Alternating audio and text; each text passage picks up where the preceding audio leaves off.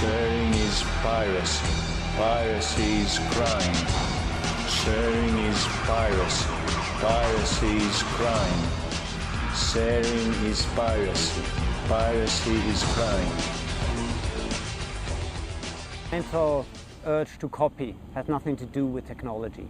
It's about how culture is created. But technology, of course, changes what we can copy, how quickly we can copy, and how we can share it. What happens when a copying mechanism is invented? And you can take the printing press or you can take BitTorrent.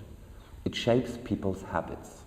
It gives people completely new ideas how they could work together, how they could share, what they could relate to, what their lives could be. There's no way that an absolutist political system can totally suppress the spread of information.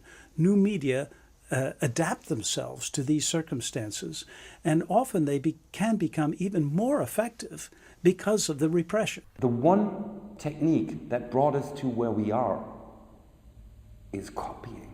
Sharing is at the heart of, in some senses, existence. Communication, the need to talk to someone is an act of sharing. The need to listen to someone is an act of sharing. Why do we share culture? Why do we share language? Because we imitate each other. This is how we learn to speak. This is how a baby learns. This is how new things come into society and spread through society.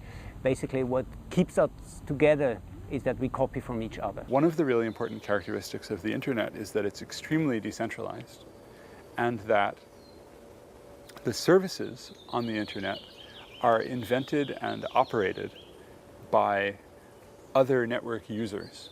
You know, the network is built so that there's nobody in charge, that everybody has control over their own communications. It's an inherent function of the networks that we use today that this data is stored and copied, stored and copied. Normally transient, normally very fast, in milliseconds, microseconds.